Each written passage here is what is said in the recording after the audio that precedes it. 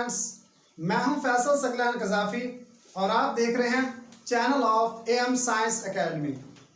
आज एक नए कॉन्सेप्ट के साथ मैं हाजिर हुआ हूं। आज का जो हमारा टॉपिक है effect of temperature on resistance. आज हम देखेंगे कि किसी मटेरियल पर या किसी मेटल पर टेम्परेचर ज़्यादा करने से उसकी रेजिस्टेंस पर क्या असर पड़ता है, और इसी तरह रेजिस्टिविटी का भी इफेक्ट हम देखेंगे। तो इसको अंडरस्टैंड करने के लिए हमारे पास एक मेटल है, एक मेटल रॉड है। इसको हमने टेम्परेचर अप्लाई किया है, क्योंकि हमने देखना ये है कि जब टेम्परेचर अप्लाई करते हैं तो उस वक़्त रेजिस्टेंस पर क्या असर पड़ता है, ये हमें चेक करना है। तो इसके लिए इस मेटल को टेम्परेचर देंगे, और हमें पता है कि मेटल्स में जो फ्री इलेक्ट्रॉन्स होते हैं वो मूव कर रहे होते हैं और रैंडमली मूव कर रहे होते हैं, और जैसे जैसे ये रैंडमली मूव करते हैं तो एक दूसरे से टकराते हैं। टकराने से कोलिजन पैदा होती है, तो एक्चुअली इसी कोलिजन को हम नाम देते हैं रेजिस्टेंस का। तो यहाँ पर भी जब ये एक दूसरे से टकराएंगे तो रेजिस्टेंस पैदा होगी। तो एक्चुअली हम इसको अप्लाई कर रहे हैं टेम्परेचर, इस रॉड को, मेटल रॉड को टेम्परेचर अप्लाई कर रहे हैं, और टेम्परेचर अप्लाई करने से इसमें मौजूद जितने भी इलेक्ट्रॉन्स हैं उनकी काइनेटिक एनर्जी ज़्यादा हो जाती है, वो एनर्जी गेन करते हैं, और एनर्जी गेन करने की वजह से उनकी जो मोशन है वो तेज़ हो जाती है। वो तेज़ी के साथ एक दूसरे से टकराएंगे, यानी कि जितने भी इलेक्ट्रॉन्स हैं ये इससे टकराएगा, ये इससे टकराएगा, ये जितने भी हैं सारे एक दूसरे से तेज़ी के साथ टकराते हैं। इनका टकराने का जो एम्पलीट्यूड है वो ज़्यादा हो जाता है। ज़्यादा मोशन की वजह से ज़्यादा टेम्परेचर कर रहे हैं तो ज़्यादा टकराव हो रहा है, ज़्यादा कोलिजन पैदा हो रही है। इससे क्या साबित होता है? इससे ये साबित होता है कि जब टेम्परेचर अप्लाई करते हैं उस वक़्त इसकी मोशन ज़्यादा तेज़ हो जाती है, इनकी कोलिजन जो है वो ज़्यादा हो जाती है। इससे यह साबित हुआ है कि अगर टेम्परेचर इंक्रीज करें, टेम्परेचर के इंक्रीज करने की वजह से इसकी कोलिजन इंक्रीज हो रही है, इसका मतलब है इसकी रेजिस्टेंस इंक्रीज हो रही है, इनकी रुकावट इंक्रीज हो रही है। तो इससे यह साबित हुआ कि अगर हम टेम्परेचर अप्लाई करते हैं किसी भी कंडक्टर पर या मेटल पर, तो उसमें मौजूद इलेक्ट्रॉन्स की जो रेजिस्टेंस होती है वो डायरेक्टली प्रोपोर्शनल होती है टेम्परेचर के। टेम्परेचर ज़्यादा करेंगे रेजिस्टेंस ज़्यादा हो जाएगी, टेम्परेचर कम करेंगे रेजिस्टेंस कम हो जाएगी। तो इसको बायोग्राफिकली कैसे एक्सप्लेन कर सकते हैं?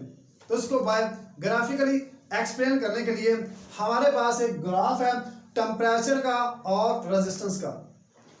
तो यहाँ पर देखते हैं कि जितना ज़्यादा टेम्परेचर अप्लाई कर रहे हैं उसी लिहाज से रेजिस्टेंस भी इंक्रीज हो रही है, रेजिस्टेंस भी बढ़ रही है। एक्चुअली इन दोनों का जो ग्राफ है वो डायरेक्टली प्रोपोर्शनल है, लीनियर ग्राफ है, स्ट्रेट लाइन है। तो डायरेक्टली प्रोपोर्शनल का जो ग्राफ आता है वो एक्चुअली स्ट्रेट लाइन आता है। तो हमारे पास भी टेम्परेचर और रेजिस्टेंस का जो ग्राफ है वो एक्चुअली स्ट्रेट लाइन है, जो ये बता रहा है कि temperature is directly proportional to resistance.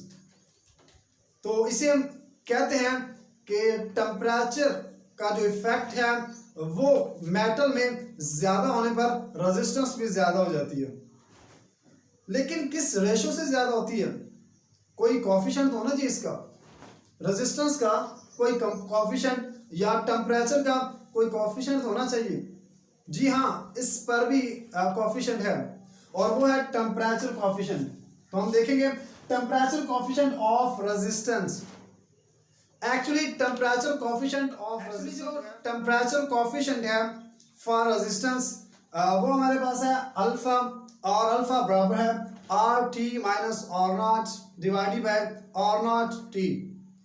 अब यहाँ पर जो R T minus R naught है ये चेंज इन रेजिस्टेंस है, और change in resistance directly proportional होती है रेजिस्टेंस के। जब टेम्परेचर 0 होगा और इसी तरह जब टेम्परेचर T होगा, तो इसी तरह आर नॉट बराबर है रेजिस्टेंस एट 0 डिग्री सेंटीग्रेड, और इसी तरह आर टी है resistance at T degree centigrade.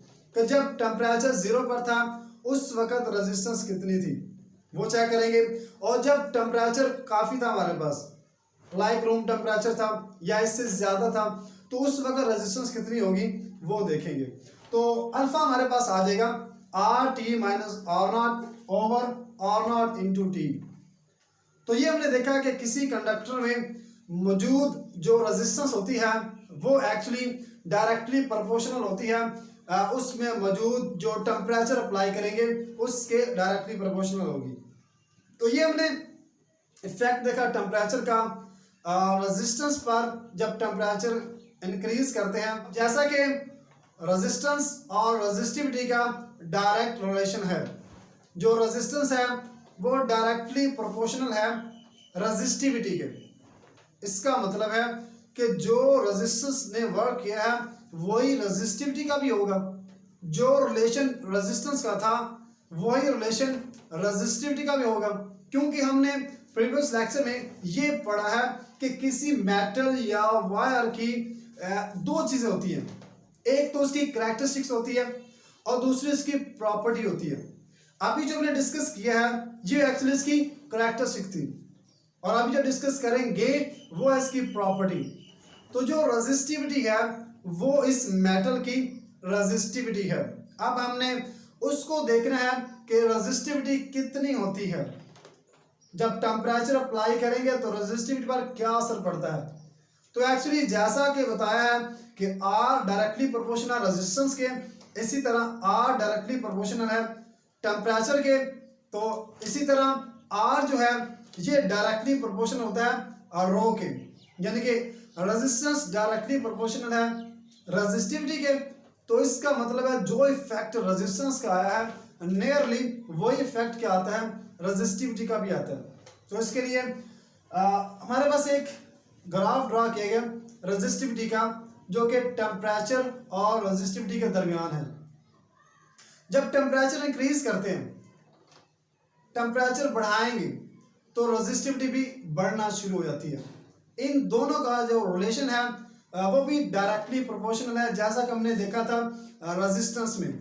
तो इनका जो ग्राफ आता है वो भी डायरेक्टली प्रोपोर्शनल आता है, स्ट्रेट लाइन का ग्राफ आता है जो ये शो कर रहा है कि टेम्परेचर को बढ़ाने से रेजिस्टेंस भी इंक्रीज हो रही है, रेजिस्टिविटी भी इंक्रीज हो रही है।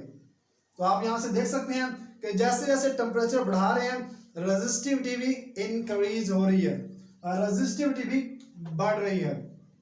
लेकिन एक खास पॉइंट पर जाके वो थोड़ी डाइवर्ट हो जाती है,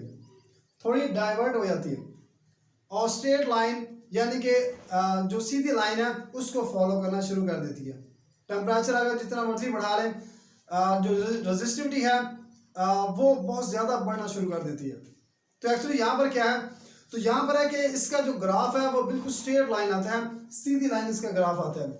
ये जो इसका इतना पार्ट है एक्चुअली ये पार्ट बता रहा है कि जो हमारे पास मटेरियल होते हैं, मेटल होते हैं, इसमें मौजूद जो रेजिस्टेंस का इफेक्ट होता है उस इफेक्ट की वजह से रेजिस्टिविटी होती है वो ज़्यादा इंक्रीज करना शुरू कर देती है, क्योंकि उस वक्त उनकी जो रेजिस्टेंस होती है वो हाई पीक पॉइंट पर चली जाती है, और इस वजह से जो रेजिस्टिविटी है वो बहुत ज़्यादा इंक्रीज करना शुरू कर देती है।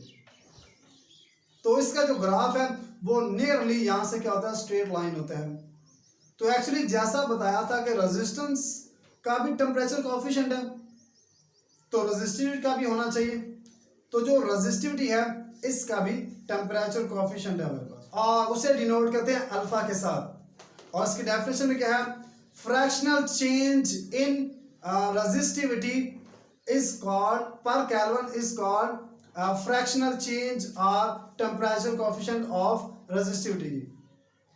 तो fractional change in resistivity per Kelvin is called resistivity coefficient or temperature coefficient.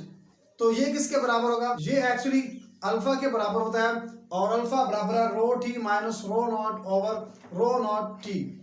जैसा कि बताया है कि रेजिस्टेंस डायरेक्टली प्रोपोर्शनल होती है रो की, तो सेम इसी फार्मूले में जो हमारे पास है आर की जगह रो पुट करेंगे तो रो नॉट का मतलब है जब टेम्परेचर 0 डिग्री सेंटीग्रेड होगा, और इसी तरह और टी का मतलब है, रो टी का मतलब है कि इस वक्त जो टेम्परेचर है वो रूम टेम्परेचर हो सकता है या रूम से ज़्यादा हो सकता है। तो एक्चुअली ये था हमारे पास रेजिस्टिविटी और इसका टेम्परेचर कोएफिशिएंट। इसमें हमने देखा कि किस तरह टेम्परेचर के अप्लाई करने से रेजिस्टेंस पर और रेजिस्टिविटी पर फर्क पड़ता है। तो ये दोनों की दोनों डायरेक्टली प्रोपोर्शनल है टेम्परेचर के, यानी कि टेम्परेचर अप्लाई करेंगे, ज़्यादा करेंगे तो रेजिस्टेंस और रेजिस्टिविटी दोनों इंक्रीज हो जाती है।